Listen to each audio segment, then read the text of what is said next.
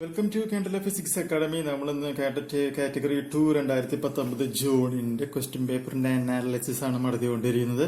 അപ്പൊ നമ്മൾ രണ്ട് പാർട്ടുകൾ പറഞ്ഞു കഴിഞ്ഞു. ഇനി നമുക്ക് സൈക്കോളജിയിലുള്ള ബാക്കിയുള്ള ക്വസ്റ്റ്യൻസും കൂടി എവിടെ നിന്നൊക്കെയാണ് വന്നത് എന്നുള്ളത് നമുക്ക് നോക്കാം. കേരള ഫിസിക്സ് അക്കാഡമിയുടെ യൂട്യൂബ് ചാനലിൽ അപ്ലോഡ് ചെയ്തിട്ടുള്ള, അതായത് നിങ്ങൾക്ക് പ്രൂഫ് കാണിച്ചു തരാൻ പറ്റാവുന്ന ക്വസ്റ്റ്യൻസ് മാത്രമാണ് ഞാനിപ്പോൾ ഇവിടെ പറയുന്നുള്ളൂ.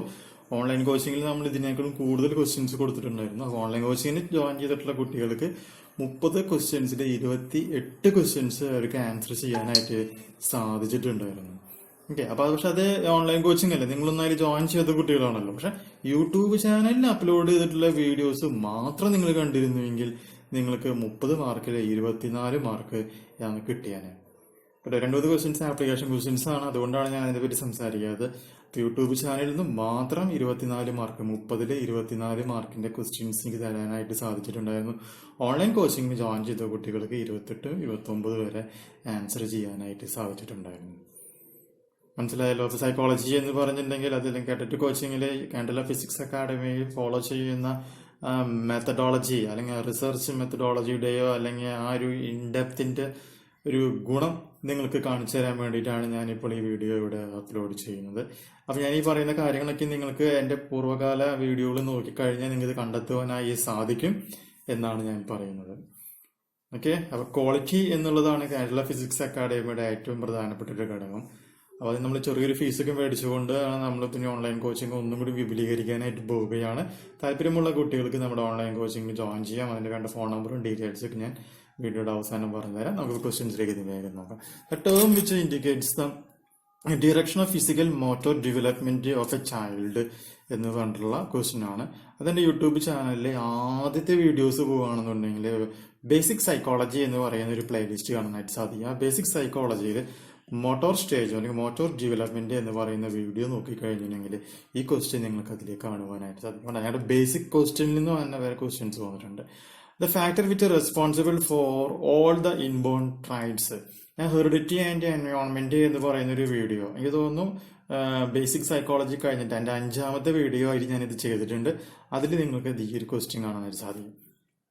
ഓക്കെ, കണ്ടോ ക്വസ്റ്റ്യൻസ് വരുന്നുണ്ടോ? അടുത്ത 15ാമത്തെ ക്വസ്റ്റ്യൻ നോക്കാം. Erikson's theory of psychological development adolescence reverses the stage എന്ന് പറഞ്ഞിട്ട് trust versus mistrust, industry versus inferiority, identity versus role confusion, initiative versus guilt.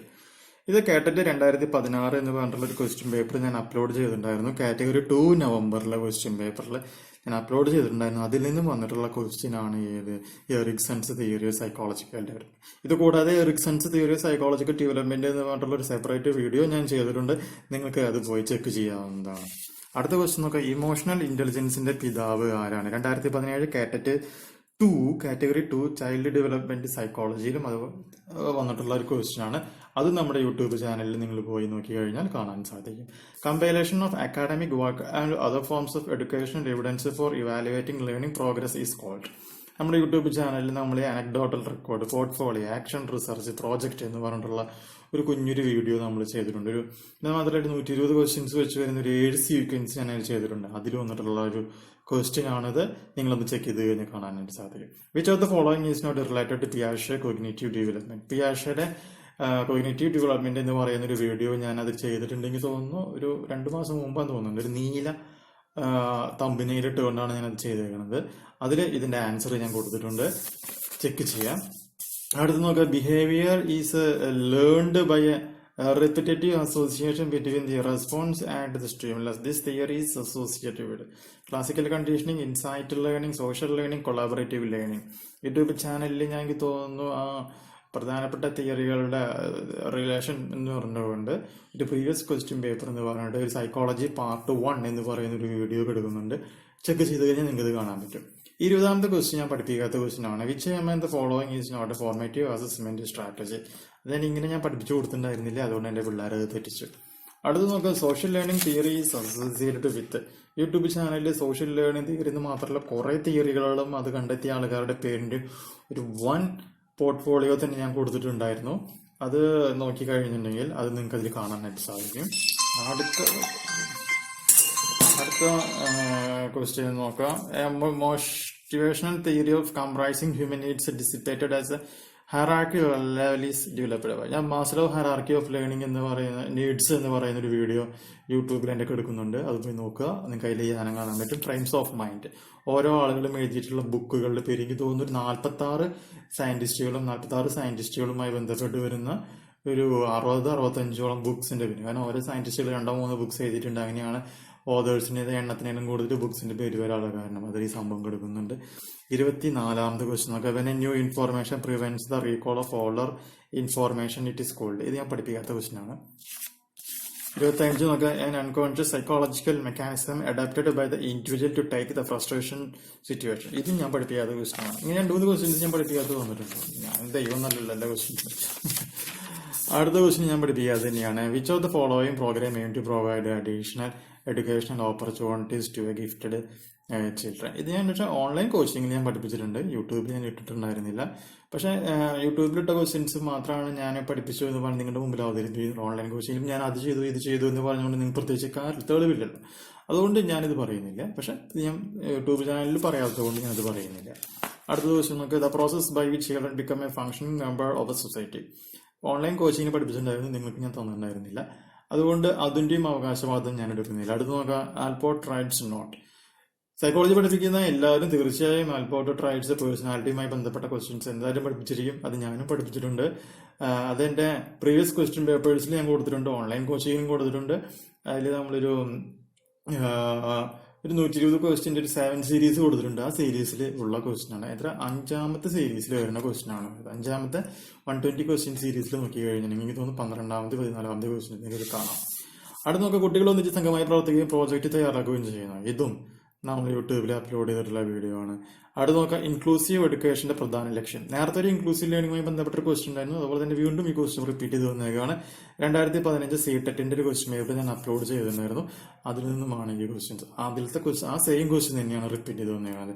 അപ്പോൾ മുൻ വർഷങ്ങളെ അപേക്ഷിച്ച് ഈ വട്ടത്തെ പ്രത്യേകത എന്താണെന്ന് വെച്ചാൽ ഒരുപാട് ക്വസ്റ്റ്യൻസ് പഴയ ക്വസ്റ്റ്യൻ പേപ്പറിൽ നിന്നും റിപ്പീറ്റ് ചെയ്ത് വന്നു എന്ന് പറയുന്ന ഒരു കാര്യമാണ് പറയുന്നത്. അപ്പം എന്ന് പറയുന്നത് പക്ഷേ അത് പഴയ ക്വസ്റ്റ്യൻ പേപ്പറിലാണോ പുതിയ ക്വസ്റ്റ്യൻ പേപ്പറിലാണോ, പക്ഷേ ടെക്സ്റ്റ് ബുക്കിലുള്ള സിലബസിലുള്ള ക്വസ്റ്റ്യൻസ് തന്നെയാണ് റിപ്പീറ്റ് ചെയ്ത് വന്നേക്കുന്നത്. അതുകൊണ്ട് കേരള ഫിസിക്സ് അക്കാദമി വളരെ അഭിമാനപൂർവ്വം പറയുന്നു 30 മാർക്കിന്റെ സൈക്കോളജി ക്വസ്റ്റ്യൻ പേപ്പറിൽ എൻ്റെ യൂട്യൂബ് ചാനലിൽ നിന്നും 24 ക്വസ്റ്റ്യൻസ് വന്നിട്ടുണ്ടായിരുന്നു. ഒപ്പം തന്നെ എൻ്റെ ഓൺലൈൻ കോച്ചിങ്ങിൽ നിന്ന് ഒരു 4 ക്വസ്റ്റ്യൻസും വന്നിട്ടുണ്ടായിരുന്നു. അപ്പോൾ നിങ്ങൾ എൻ്റെ ഓൺലൈൻ കോച്ചിങ്ങിൽ ജോയിൻ ചെയ്തിരുന്നു എന്നുണ്ടെങ്കിൽ നിങ്ങൾക്ക് ഈ 30ൽ 28 മാർക്ക് കിട്ടിയേനെ. എൻ്റെ യൂട്യൂബ് ചാനലിലെ എല്ലാ വീഡിയോസും നിങ്ങൾ കണ്ടിരുന്നുവെങ്കിൽ നിങ്ങൾക്ക് എത്ര മാർക്ക് മിനിമം കിട്ടിയേനെ? 24 മാർക്ക് നിങ്ങൾക്ക് സ്കോർ ചെയ്യാനായിട്ട് സാധിച്ചേനെ. അപ്പോൾ കേരള ഫിസിക്സ് അക്കാദമി എന്ന് പറയുന്നത് നമുക്കറിയാം ആ ഒരു പരീക്ഷയുടെ സ്റ്റാൻഡേർഡ് അറിഞ്ഞുകൊണ്ട് തന്നെയാണ് നമ്മൾ ക്വസ്റ്റ്യൻ പേപ്പർ സെറ്റ് ചെയ്തിരുന്നത്. പക്ഷേ ഈ പറഞ്ഞ ക്വസ്റ്റ്യൻസ് അപ്ലോഡ് ചെയ്തിട്ടുള്ള ഒറ്റ വീഡിയോസിന് 100ൽ കൂടുതൽ വ്യൂസ് കിട്ടിയിട്ടില്ല എന്നുള്ളതാണ് ഏറ്റവും ദുഃഖകരമായ ഒരു സത്യം. ഒരു പക്ഷേ എൻ്റെ ചാനലിനെ പറ്റി നിങ്ങൾക്ക് അറിവില്ലായ്മയായിരിക്കാം. പക്ഷെ നിങ്ങൾ എൻ്റെ ചാനലൊന്ന് കണ്ടു നോക്കുക. നിങ്ങളെ തീർച്ചയായും നിങ്ങൾക്ക് കേട്ടറ്റ് പരീക്ഷ ജയിച്ചാൽ മാത്രം നിങ്ങൾക്ക് മുന്നോട്ട് പോകാനായിട്ട് സാധിക്കുള്ളൂ. അതുകൊണ്ട് അടുത്ത വട്ടത്തെ കേട്ടറ്റ് പരീക്ഷയിൽ നിങ്ങൾക്ക് ഉന്നത വിജയം നേടണമെന്നുണ്ടെങ്കിൽ കേട്ടറ്റ് 1 പാസ്സായവർക്ക് കേട്ടറ്റ് 2 വരാം. കേട്ടറ്റ് 2ൽ മാർക്ക് കുറവുള്ളവർക്ക് വീണ്ടും റീജോയിൻ ചെയ്യാം. അല്ലെങ്കിൽ ആദ്യമായി പരീക്ഷ എഴുതുന്ന കുട്ടികൾക്ക് ട്രയൽ റണ്ണിന് ശേഷം വേണമെങ്കിൽ എന്ത് ചെയ്യാം, വീണ്ടും നമ്മുടെ ചാനലിലേക്ക് ജോയിൻ ചെയ്യാം. ഈ മാസം 26-ാം തീയതി നമ്മൾ നമ്മുടെ ഓൺലൈൻ കോച്ചിങ് നമ്മൾ സ്റ്റാർട്ട് ചെയ്യുകയാണ്.